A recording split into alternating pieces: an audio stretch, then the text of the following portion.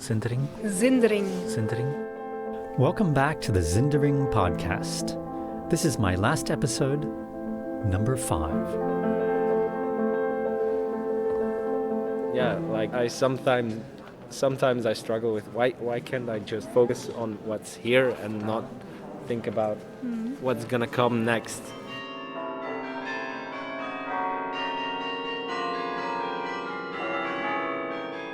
Can mean a lot of things, I believe. Complete silence, I believe, is not possible. So for me, real silence is sometimes a bother.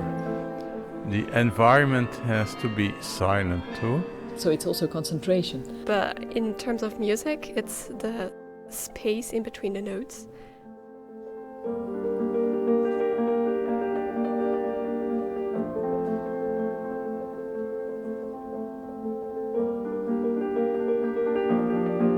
My name is Guy Livingston, and we're at the ZINDERING Festival in Mechelen.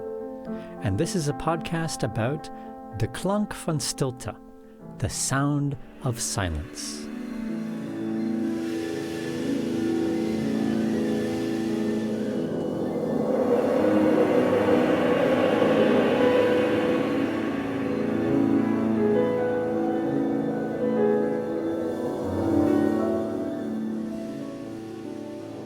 We began with music by Philip Glass, performed by Kim van der Brempt. Now we're listening to Fnussjen from their live performance entitled Forest of Pictures. I recorded this at the Nonna Arts Center in Mechelen. Well, music is that you have to be silent. The environment has to be silent too. And there are some noises, of course, voices, for example, sometimes only one voice breaking that silence, but then you see the difference between the noise of the voice and the silence. And this in standard activities of human life, you don't see the differences, and that you see in music.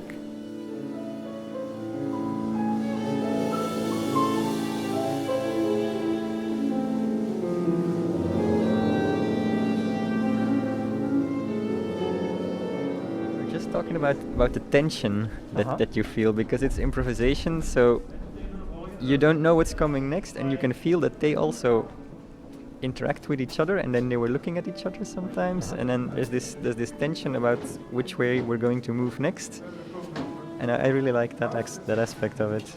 Yeah. Sometimes you wander off, and it's And it's possible, but maybe that's part of the silence between the notes. Sounds individually, like the minimalism behind it. It's not what you usually hear at a concert. It's like all these noises together, which is overwhelming, and now you can really appreciate every sound and how it works on your body and your mind. So, well, it's the silence is always different. Like it depends on the sound that came before it or that comes after it. What kind of feeling the silence evokes, I think. Yeah.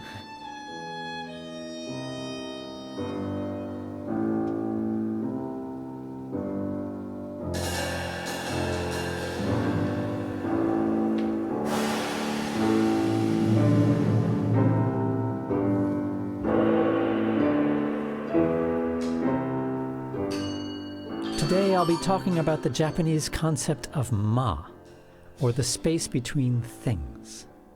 And in music, that means the space between the notes. Generally, we think of notes as the substance of music. A note is on, it can be loud or soft, gentle or strident, big or small, short or long. But what about silence?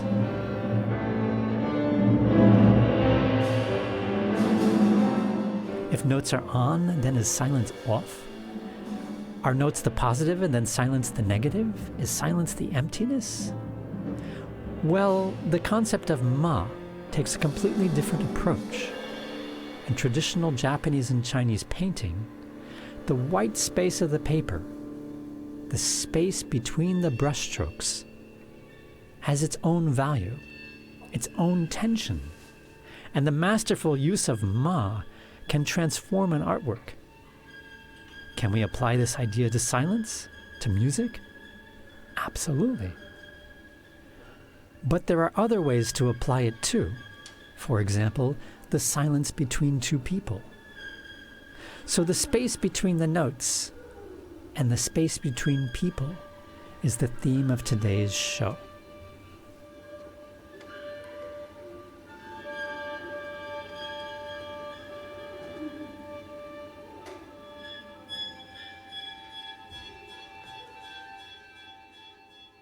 One of the strongest silences, I think, I have experienced myself, and I think that's general as well, is the silence at the beginning of life and the one at the end of life. Virginie Platteau is a cultural journalist and the author of a book on silence. Hoe luidt de stilte? We start our lives with a cry, we shout ourselves into the world to make ourselves known that we are here and that we are alive. And if they don't shout, it's very disturbing and very anxious for the mother, of course. But then, once everything is okay and you can adore your little baby, the silence that goes on there is so full of communication, so full of love and of wonder and surprise and everything. So many emotions come together in that silent conversation between themselves and the child. Communicative silence, also the kind of telepathy or whatever you call it, between a mother and a child is very, very strong, because silence also is a kind of is attention. Actually, if you observe silence, you address your attention to something else, something beyond yourself, so it's a person or a situation, and so it's also concentration.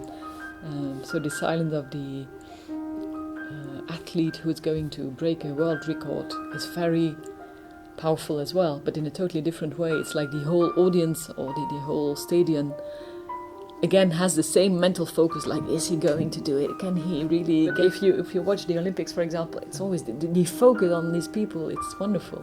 The visualization of their aim, of what they want to achieve, and then the total mental and physical focus on that is like in a bubble of silence.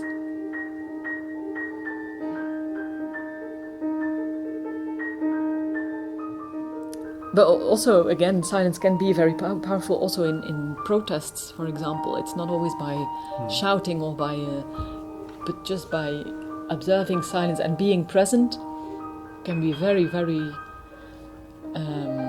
provocative even, and very have a very big influence. If you think of the protests on the Taksim Square in Istanbul, it started with people coming up every evening, just standing there without saying anything. So they could not be taken away by the police. They had the right to be on the square, but their number rose every night, and it was, you could not ignore them anymore, and people knew why they were there, but they didn't do anything illegal. So it was and you see how that also the very small silent protest of that little girl with her cardboard score strike for climate. It's incredible what she, even without her plan or without her knowing what it was going to evolve into, she just sitting there in silence, and how that grows as a manifestation. It's huge. Yeah.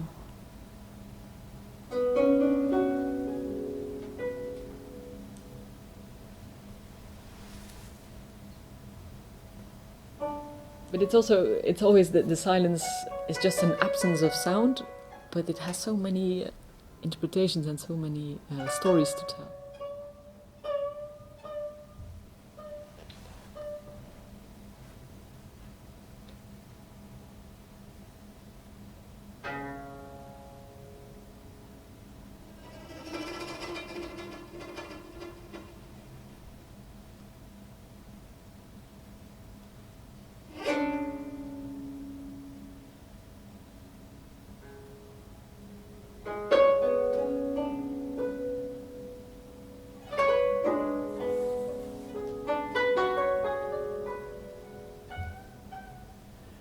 We're listening to an improvisation by Heleen van Haegenborgh and Tsubasa Hori, also recorded live at Kunstcentrum Nonna. They began their performance from silence and with many pauses.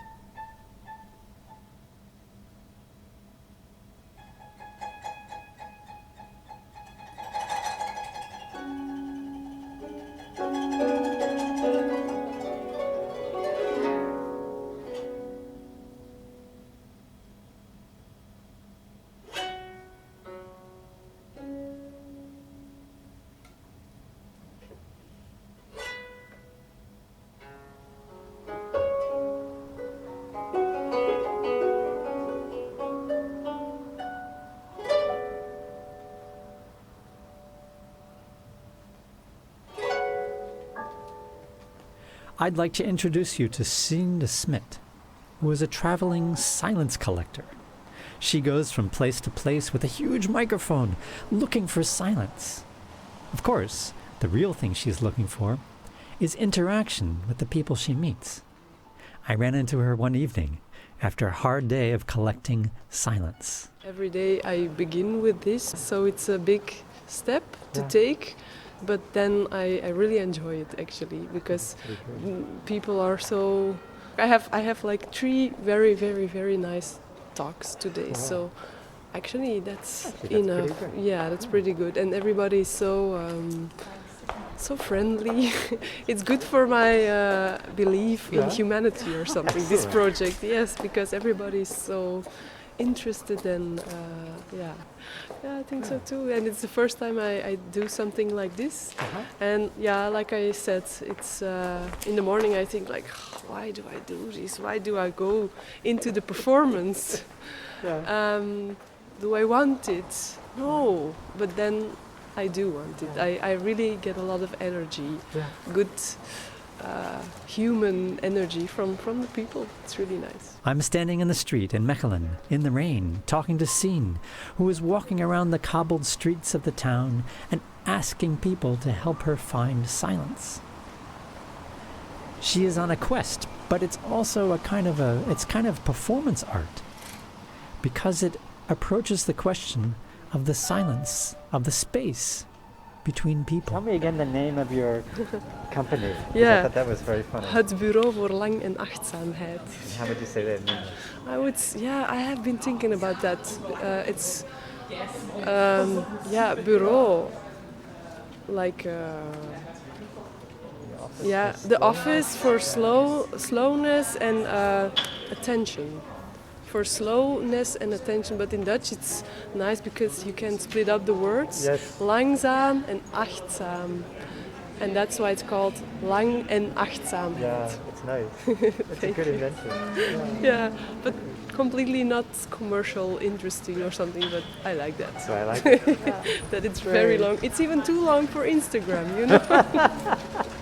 I'll stay here a little bit longer and try to talk to some people. Great. See you tomorrow.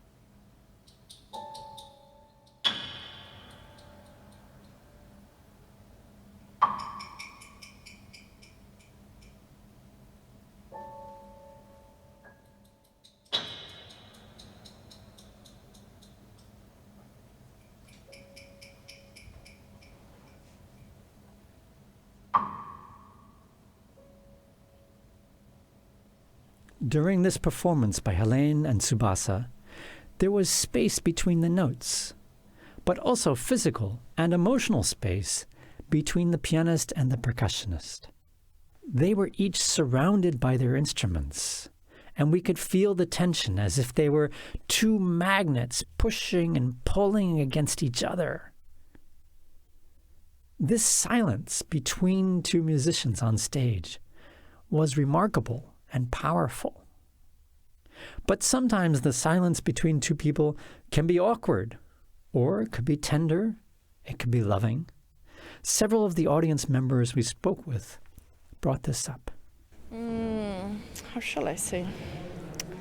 It's not very comfortable, silence between two people, and I'm also a bit guilty when, for example, meeting new people. I also tend to keep on talking in order to leave no silence. And it's the hardest thing, eh? It's the hardest thing.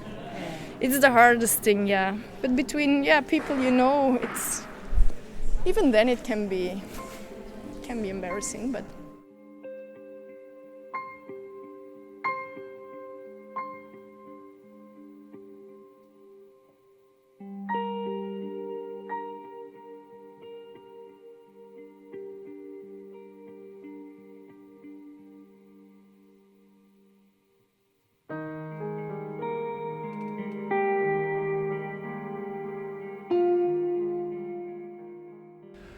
I got tinnitus, so for me, silence, real silence, is not nice to be in. So for me, real silence is sometimes a bother.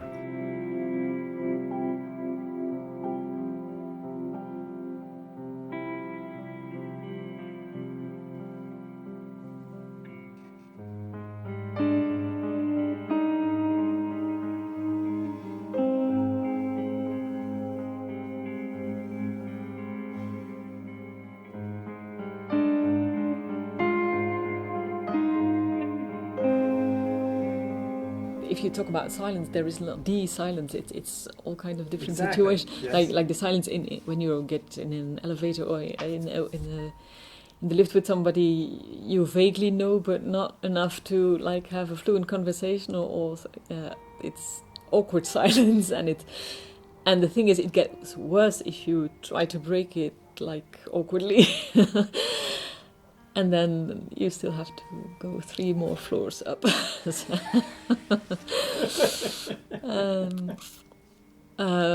the silence, like you said, like people in a restaurant who are sitting across each other, a couple, and you see they're not talking, they're not saying anything. And even worse is younger people sitting on their phones. Every one of them sitting across for a romantic.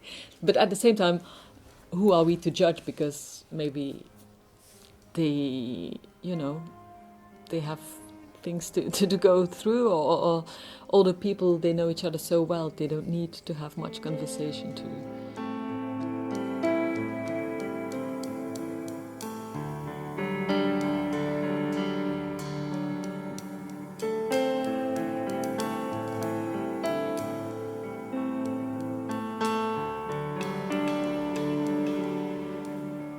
You have the occasion actually to be at the bedside of somebody who's dying.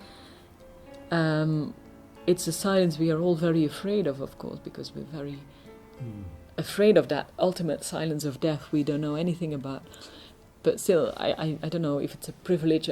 I take it as one at the bedside of my mum when she died, and also the very intense communication that just by looking into each other's eyes for as far as that was possible, something so impressive that actually, of course, there's a lot of grief and a lot of pain, but it's also a resourceful silence. It has proven to be for the rest of my life in a way. So that's the very strong ones.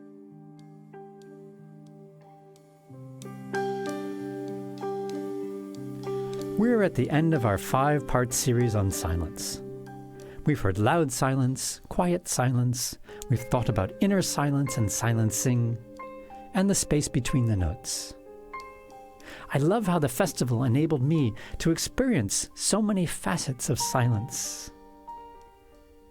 And I loved walking around Mechelen between the concerts, in the rain, in the cold, sometimes in the snow. It was beautiful.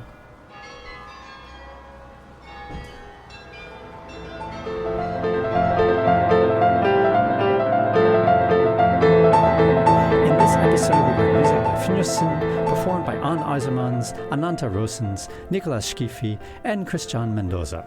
That was followed by an improvisation by Heleen van Haegenborgh and Tsubasa Hori.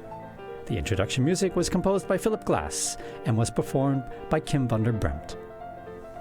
The Zindering Festival was directed by Jelle Dirks and took place in Mechelen from December 9th to 13th, 2021.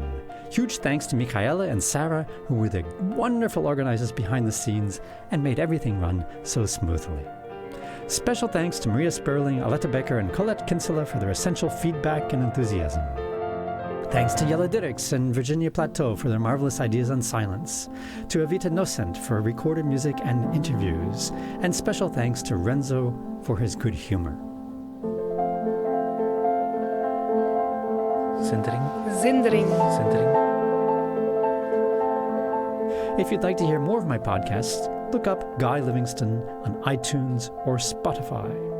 This has been the last episode of Zindering, a podcast about music and silence.